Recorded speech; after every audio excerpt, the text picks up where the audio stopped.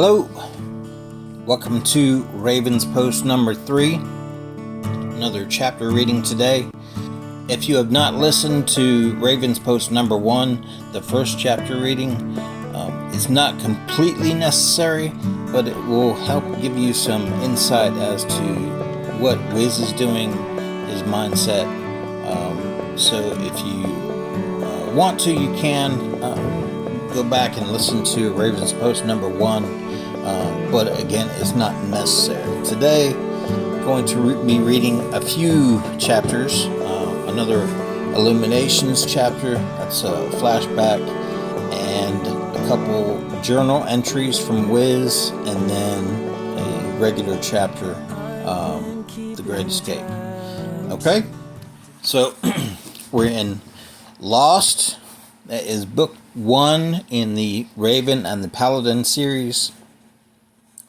Again, now through November 30th, 50% of all profit from book sales will be going to Wounded Warrior Project in honor of all veterans. You can find a link to the book in the description. Okay? All right. Chapter 2, Illuminations 2. Let me warn you, this has a lot of Scandinavian, Old Norse words. So if I butcher them in my pronunciation, I apologize. I am sorry. Jackson Crawford, he is my Old Norse language advisor. Again, I apologize. I'll do my best. Chapter 2, Illuminations 2, Thorsholr, Scandinavia, 749 AD. 7 years had passed since Thorsholr died, and 2 years since Myrddin disappeared just as mysteriously as he entered the lives of Modeus and Zam. Along with 3 others from Thorsholr, the 2 boys, now men, created Hringr Ljóss, the Circle of Light. Brandr and Tofa were a young couple about the same age as Zam and Modeus. Astrid was a young woman whose parents Zam was working up the courage to talk to in order to ask for her hand in marriage. The 5 of them, Brandr, Tofa, Modeus, Zam, and Astrid, made up the group considered by the village to be the spiritual protectors of Thorsholr. They performed rituals to bring them good harvests and concocted healing brews for the sick. Myrddin had taught them many things about the universe, nature, and life.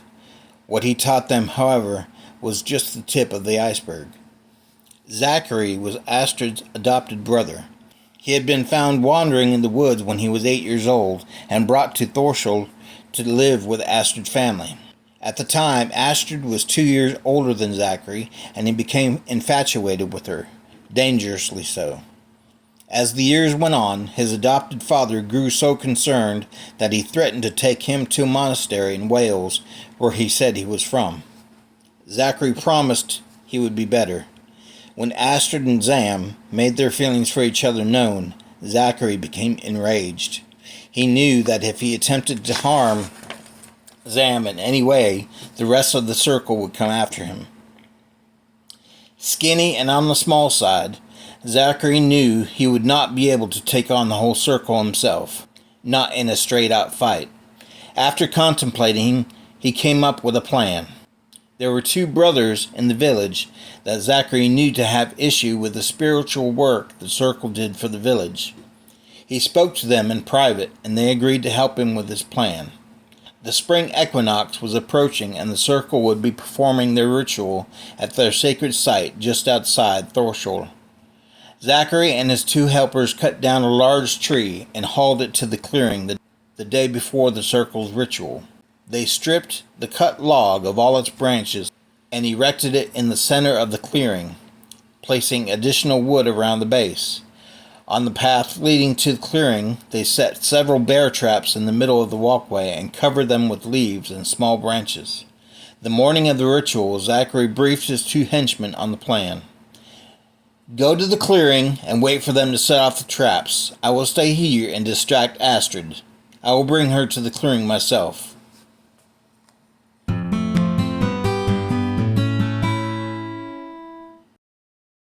Brander is bringing the mead, Topha told Modeos and Xam as she came out of her house carrying a basket with bread and small urns filled with herbs.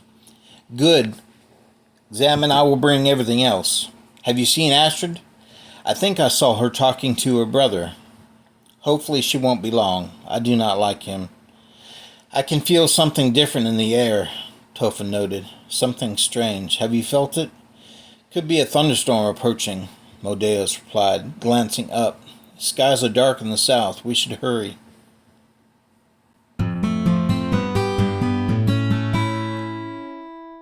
Zachary's two brutes, Halstein and Vidar, sat in the shadows in the trees beside where the traps were set. They were prepared with clubs to knock them unconscious, ropes to bind their hands, and cloth rags to put in their mouths to keep them from screaming for help. Brander and Topha were the first to approach. They had set 8 traps and arranged them all in a group within an area of roughly 6 square feet. Avoiding them was impossible. Topha was first to be ensnared.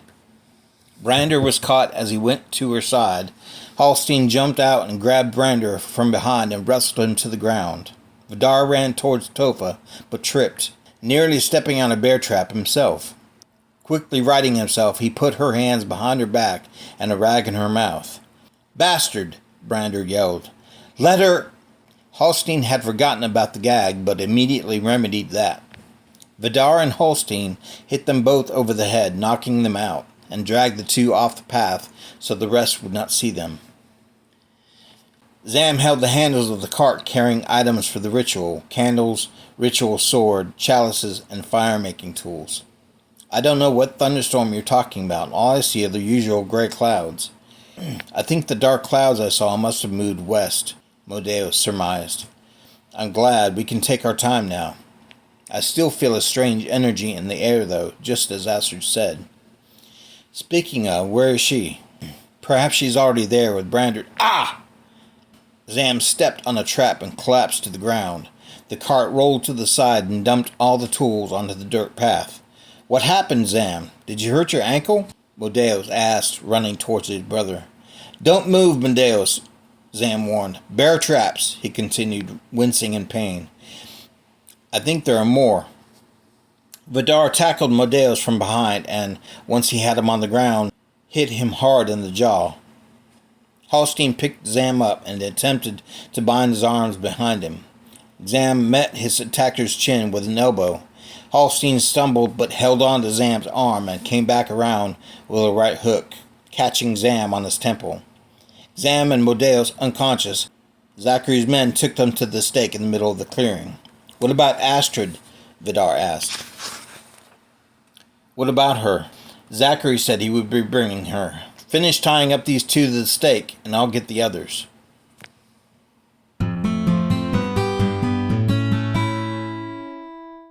Do you mind if I walk with you to the clearing?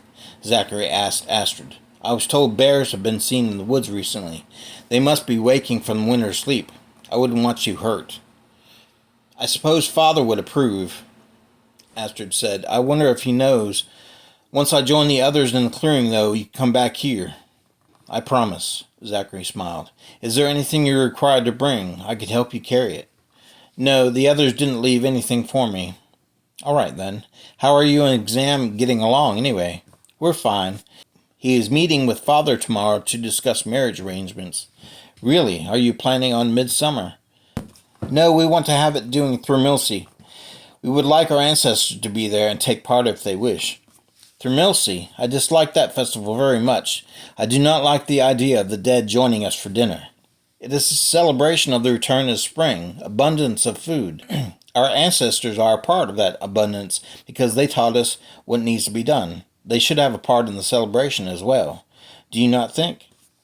Well, I don't have any ancestors around here, so you do through your family. We might not be... Zachary, where did you go? She felt a hand come from behind her and cover her mouth.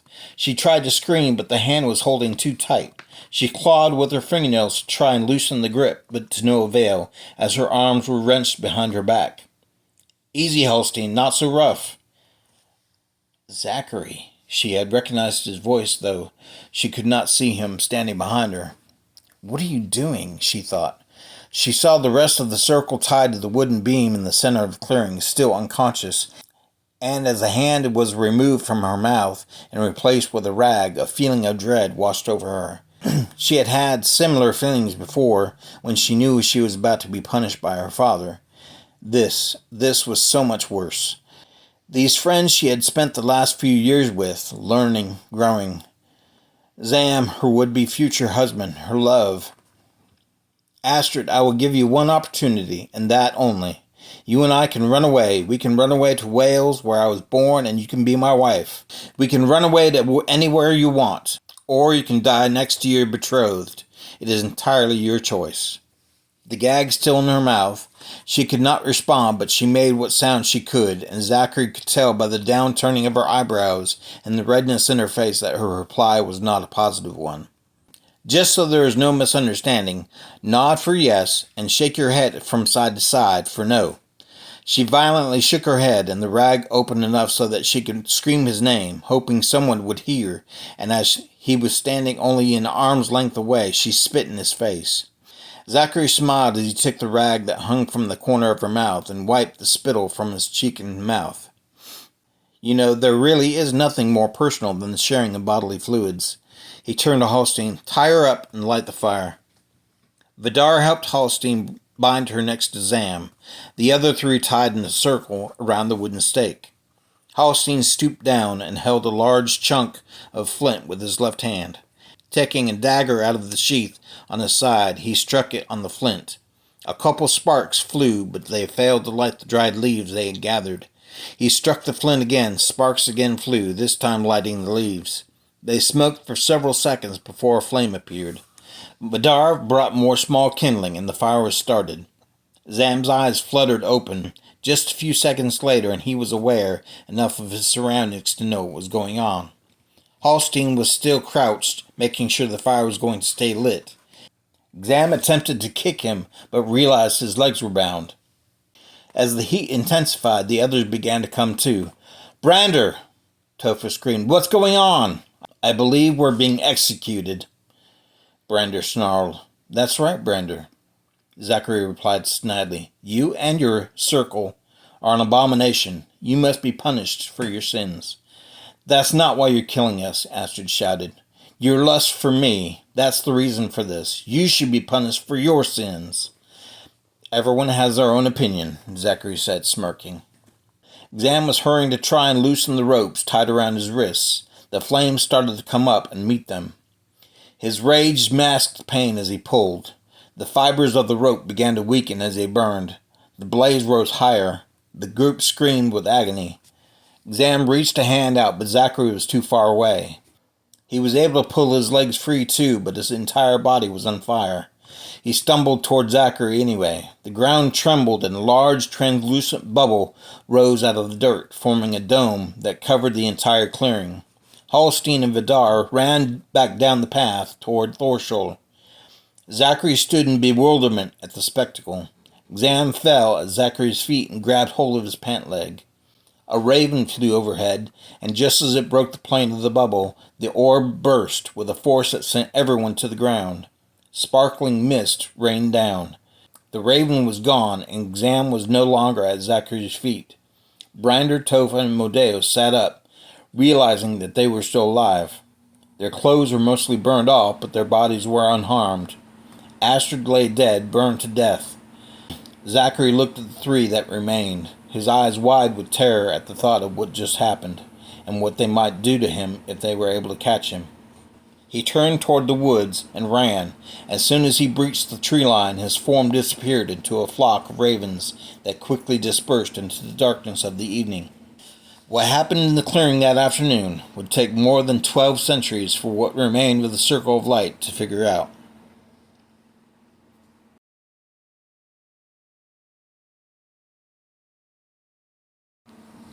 Chapter number 3, Journal Entry number 1, May 3rd, 2008. I've never been much for journal writing, but something happened today that makes me think I should. After all, I have been waiting for this moment for over 1,200 years. I was on my way into a coffee shop. I was holding the door open for a group of 3 people who were coming in behind me. The third person, a man who had to be in his early 20s, brushed my arm as he went past. Images immediately flashed before my eyes. Some I recognized: Thorsholr, fire, Zachary laughing. Others I didn't. I saw myself walking down a highway with a sign that said Charlotte 34 miles. Could it really have been Zam going into that coffee shop? It had to have been. Why else would I have gotten those visions? He certainly didn't recognize me. He looked right at me as he walked past, but only as a stranger looks at another person who was holding the door for them. Was his soul reincarnated when he vanished into thin air so long ago? What if he's not in the phone book? Charlotte's a big place. Well, I imagine it wasn't merely a coincidence that I bumped into him today. I'll just have to believe that it will happen again.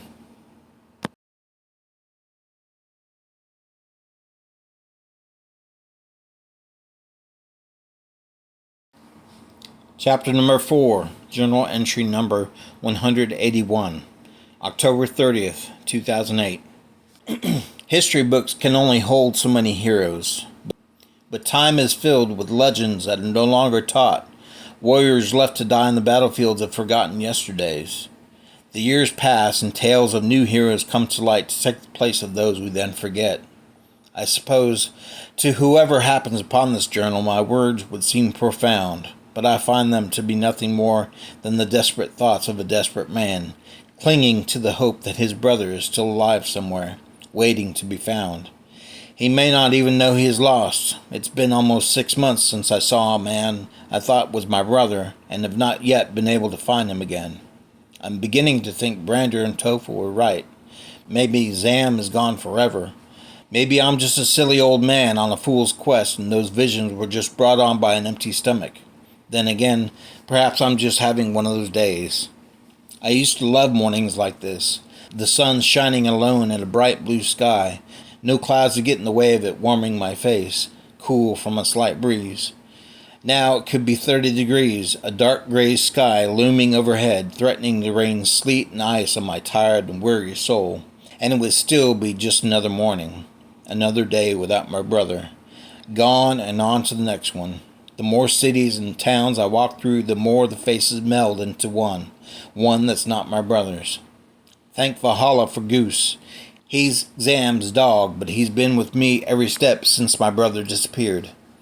I wonder how many miles these feet have carried me in 12 centuries, and how many more they will keep doing so. Hopefully just long enough. Chapter 5, The Great Escape. Wiz was hungry, but not for anything edible. Food had not quelled his hunger in quite some time. Still, time passed so slowly on its own, and eating the occasional meal helped it to pass just a little bit quicker. But he needed money for that. He stood in the darkness of an alley in uptown Charlotte, Goose at his side, staring out into the street. Blurs of color went by, but he did not notice. For a moment, his mind was distracted by something far less tangible than shiny machines. He took a deep breath as he blinked his eyes into focus on what he came here for. He looked down at his calloused, empty hands, and in a bright flash, they were no longer empty. In the past, Wiz had been successful selling items at flea markets, antique stores, second-hand stores, and even an occasional small pawn shop. Lack of identification limits his ability to sell to bigger stores. Some of the items he had been able to sell for a decent amount of cash included a Native American flute, a bearskin rug, and his favorite, an ivory tobacco pipe carved into a Viking longboat. He had heard from a friend that Ace Pawn had a thing for swords. He wasn't sure how big Ace Pawn was, but swords were pricey items, and perhaps today would be his lucky day. The wind was whistling, but he couldn't feel its ferocity until he and Goose stepped from within the alley. A gust of wind swept underneath his wide-brimmed hat and blew it off his head, forcing him to chase it 100 feet down the sidewalk. He tucked the sheathed sword underneath his arm and had to brush his scraggly, greasy hair out of his face before he could put his hat back on. He looked around and the street was empty, as was the sidewalk. He was relieved that he didn't have to worry about anyone thinking he was a crazy man with a sword. He walked into the shop, being careful not to let the sword hit the glass of the door. The shopkeeper's bell jingled as he closed the door behind him. Inside, it smelled of dusty plastic and stale cigarette smoke.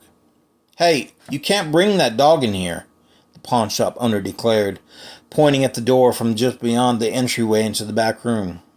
"He's very well behaved. I take him with me everywhere. He's practically my guide dog." Goose was black with brown on his chest, legs, snout, and around his eyes. He looked like a leaner and smaller version of a Rottweiler, but in fact he was a Småland Stover, which originated in Scandinavia. He was loyal, strong, and very smart. "I can put a harness on him and wear dark sunglasses if it makes you feel better," Wiz said, smirking as he tried to catch the shop owner off guard. "No, I don't suppose that'll be necessary. What you got?" the pawnshop owner asked as he brushed aside a dark green curtain and stepped into the front of the shop from the back. His face was plump but clean-shaven, his hair neatly trimmed. "Well, I've got this sword," Wiz replied as he approached the register, pulling his sword from its sheath and placing it on the counter. It was a traditional Viking sword, Damascus folded steel blade with a woven leather hilt decorated with bronze rivets. "You got ID?" the owner queried. ID? No, I don't. Is that a problem?" Wiz could conjure just about anything, but the item he wanted had to either be not owned by anyone or made from material not owned by anyone. He could occasionally conjure money, usually a dollar bill in the pocket of some discarded jeans or loose change, but never anything very substantial. Conjured items could come from anywhere in the world, and so Wiz sometimes even got foreign currency. ID cards are made mostly of plastic, but he was not sure what else, and therefore could not conjure himself any modern identification. 50 years ago it wasn't a problem, 20 years ago even. Times change, however, and technology with it. Conjuring precious metals and gems, even though there are plenty to be found in the ground that aren't owned by anyone, went against the laws of immortal magic set at the Conclave Triskaideka of 1354 in Prague. Yes, lack of identification poses somewhat of a problem. "This is not a cheap sword," the owner said, hunching over to look at the details more closely. "Where did you get this? Did you steal it? Looks like a movie prop. 13th Warrior or Pathfinder, perhaps?" "No, it's a family heirloom, but I need cash." "Are you on drugs?" the owner inquired with a bit of cynicism and suspicion, eyeing Wiz's faded blue jeans, raggedy army field jacket, and unkempt hair. "No, look, if you don't want to buy it or can't buy it because I don't have ID, just give it back to me and I'll find someone who can. No big deal." "Do you mind if I go back and look this up? I just want to see what something like this is worth." "No, go ahead." The owner turned around and quickly took the sword to the back, nearly getting the tip of the sword caught in the fabric of the green curtain. Wiz could see a sliver of the somewhat heavy-set man between the curtain and the doorframe, looking at a computer screen. He could see the man bring something up to his ear and look back at Wiz. It was a cell phone. By the look of the man's shifty eyes, Wiz assumed he was calling the police. Wiz strained and could just barely make out what he was saying. "I've never seen anything like this outside of... I'm an expert," the shopkeeper insisted. "Trust me, this guy is no collector." Wiz turned and walked quickly toward the door. Goose followed closely behind. The owner put the sword on the counter and ran out to the front to try to keep Wiz from leaving. "You forgot your sword." When the owner turned back to get the sword, it was gone, completely disappeared. A few minutes later, Wiz was walking briskly down the street looking for a store to duck into, where he could become a mere shadow, when he heard the short burst of a police siren. A Charlotte police cruiser pulled up beside him. He would have to do his best to play the idiot when answering any questions from the arresting officer. The last thing he needed was to get locked up in a mental hospital. The police officer stepped out of his vehicle and approached Wiz. "You know, your dog needs to be on a leash." I'm sorry, it's in my pocket. I'll put it on him right now, Wiz said, reaching into his pockets. Keep your hands where I can see them. Wiz took his hand out of his pocket, the loop of the leash hooked around his thumb. The rest of it unraveled all the way to the ground. Is there a problem? Where's the sword? What sword? Wiz replied with the most confused face he could muster. Are you telling me you didn't just run out of Ace Pawn with a stolen sword you were trying to sell? The officer asked. No, yes, that's what I'm telling you. Let me see your ID, the officer ordered. I don't have any ID, Wiz said calmly. I just threw away a perfectly good BLT because my buddy gives me a call and tells me he's got someone trying to sell a hot sword. Are you trying to piss me off? No, officer. Turn around and put your hands on the hood right there, the officer commanded. Hlop, finna Reagan. Wiz quietly said to Goose, and the dog took off with the speed of a horse down the street. What the hell? Exclaimed the officer. What did you just say to him? You know I'm going to have animal control go after your dog. That was not smart, he said as he spun Wiz around and planted his face into the warm metal of the hood of the squad car. Not smart at all. Now you get to share my bad day. How about that? I got a joke for you. Guy walks into a pawn shop. You have the right to remain silent. Have you heard this one before? In the back of the patrol car, his hands cuffed behind his back, Wiz knew he had suffered yet another setback in his journey to find his brother Zam. He refused to let failure take control of his thoughts and emotions. He would find a way out of this somehow. Surely an immortal could figure out how to loose his bonds. Sure, I can magic my way out of these handcuffs, he thought, but then what? I'd still have to get out of the car, which, without magic, can only be opened from the outside, and then either hide or outrun the officer. The magic it would take to avoid all that would certainly draw some attention. As he thought out another escape plan, he looked outside the window and saw a fairy flying alongside the car. With a black shirt, lime green pants, fuchsia and gold wings, and a mop of bright orange hair, she looked like a 2-inch tall Cyndi Lauper. As the car entered the sallyport at the detention center, she gave him a wink and flew off to find somewhere to wait for Wiz to get settled. The officer helped Wiz out of the car, fingerprinted him, took his picture, and sat him down beside his desk. Why don't we start with your name? John Doe. John Doe. Seriously? Yes, sir. All right, Mr. Doe, tell me what happened. What happened when? At the pawn shop. Officer, I'm sorry, but I don't know what you're talking about. Look, he described you to a T. Your dog, too, so you might as well spill it. Sorry, Wiz said, shrugging his shoulders. Well, he'll be here first thing in the morning, the officer said coolly as he stood up and took Wiz by the shoulder. Maybe that'll jog your memory. He took Wiz down the hall and placed him in a cell with one other inmate, who was asleep. As the officer's footsteps faded away, he let out a big sigh and sat down on this lumpy mattress, which was stained with an unidentifiable brownish-green substance and reeked of bile and body odor. He heard footsteps approaching again, and soon after saw the officer bringing him a styrofoam container and a pint of milk.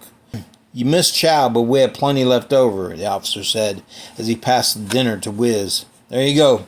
Meatloaf and mashed potatoes. Eat up. He opened the lid, and the smell of cardboard with a hint of grease invaded his nose, completely blocking out whatever aroma was coming from his mattress. He took the spork out of the plastic it was wrapped with, and hesitantly took a bite of the potatoes. His mouth was overwhelmed with the taste of paper-flavored sand and the texture of all-purpose drywall compound. He leaned over his plate and let the indigestible slop fall out of his mouth. He opened the carton of milk and chugged it down, washing away what potatoes were left in his mouth. At least the milk's not spoiled, he said, wiping his lips with his sleeve. He closed the food container, put it on the floor, and placed the empty milk carton on top of it. As he sat up and looked around, he felt soft, tiny feet land on his shoulder. Hiya, Wizzy, the fairy said in a loud, high-pitched New York accent. It's good to see you, Reagan, Wiz returned in a low voice. Why are you whispering? The fairy asked quizzically and still quite loud. Because I'm not alone here, silly. Wiz nodded over to his cellmate who was sleeping at the moment. Oops, sorry, Reagan said to the snoring man across from Wiz. I don't think he can hear you, but you should probably whisper anyway. You never know who can see and hear you and who can't. You're probably right. she whispered. What'd you have to eat? She asked, peering down at the discarded food. Don't ask. I can conjure pig intestines that taste better than that drit. So, got any ideas as to how we're gonna get you out of here? Regan asked. I'm guessing I can become Shadow and slip out of here pretty easily, but not until after lights out. I think it's around 9 o'clock. We've got a few hours, most likely, Wiz replied. What if they don't have a door open? Someone's going to notice a shadow opening a door, aren't they? Regan asked skeptically. I don't have to open it all the way. All I need is a little bit of space. I just have this odd feeling that something very bad is going to happen if I don't get out of here, Wiz said somberly. What kind of something bad?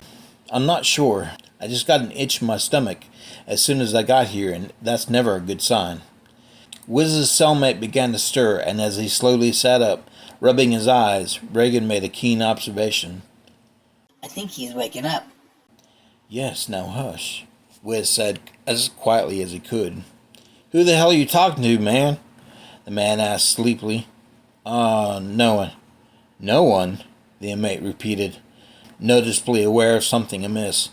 Whatever. What'd you get busted for? I'm not sure exactly. Must have been a good night, the man said as he walked over to the bars and looked to see if anyone was coming. What do you mean? I mean, you were drunk, right? He said, looking back at Wiz. Oh, yeah, I guess I was. Are you all right? The man asked Wiz, now uncomfortably close. Yes, I'm quite all right. I'd rather just be left alone right now, if you don't mind. That's fine, butthole. I was just trying to be your friend. If you don't want a friend, he replied with disgust, good for you. Wiz's cellmate returned to his bunk and lay back down. Wiz was quite content not interacting with the man.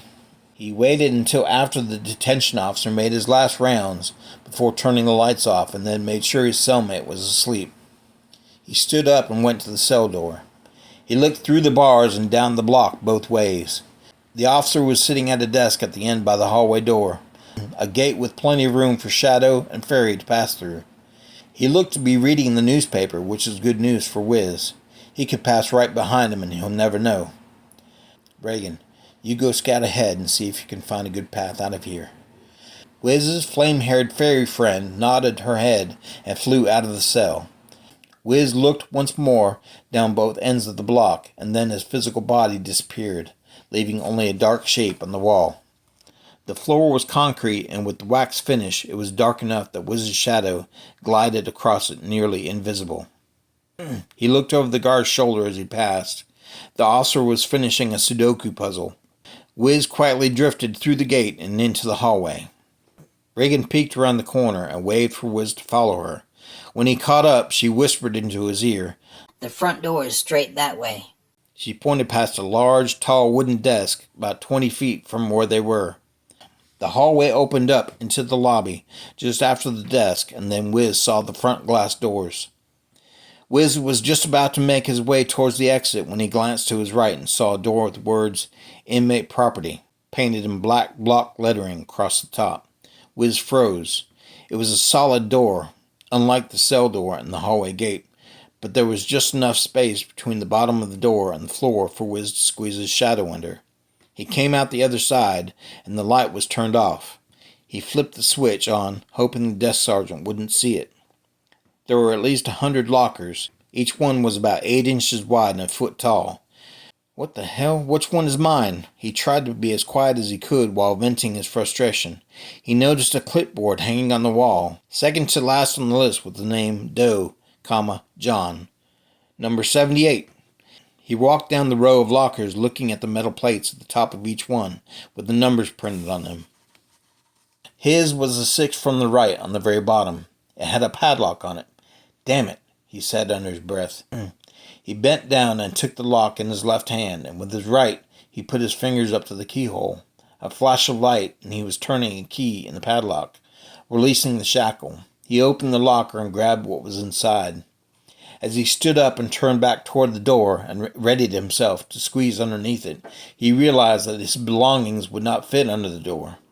He opened the door very gently, careful not to make noise, as well as to make sure that the hallway was clear. The sergeant was busy pouring himself a cup of coffee, so Wiz opened the door enough to get through with his personal items and then shut the door behind him. He decided to get to the exit as fast as he could, with his cloaked body crouched over what he took out of the locker.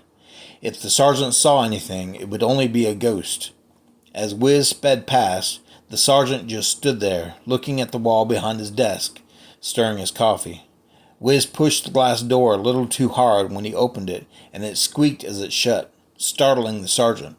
He turned around and saw nothing. Wiz had already made his way around the light from the street lamp, and was already on his way down the sidewalk. The sergeant would not find out until the next morning that someone had escaped. The plan was executed with near perfection. Wiz scurried alongside a brick wall outside the detention center, looking for Reagan. "Where are you?" Right here. she said, swooping down from above. You can change back now. There's nobody around. Wiz's flesh regained color before his clothes, but within a few seconds he was back to normal. What took you so long? Reagan inquired sharply. "I had to get my messenger bag." Your messenger bag? You couldn't conjure another one? "It has my journal in it. If anyone reads this, we're in trouble." So why keep a journal at all? "Because things should be documented. I can't remember every single thing that happens. Not yet, anyway. I'm sorry I kept you waiting, though." It's okay. You're forgiven. "Did you happen to spot an all-night diner? I still can't get that awful taste out of my mouth. That's punishment enough for anyone." Yeah, there's one about 3 blocks down. I saw a sign that said open 24 hours. "Good. I need some coffee and pie," Wiz said as he followed his fairy friend down the street, the moon lighting their way. "What I wouldn't give to be sitting in my house in Thorsholr." Thorsholr isn't there anymore, though. "I know. It's Bergen now. Doesn't mean I miss it any less. Come on, let's go eat."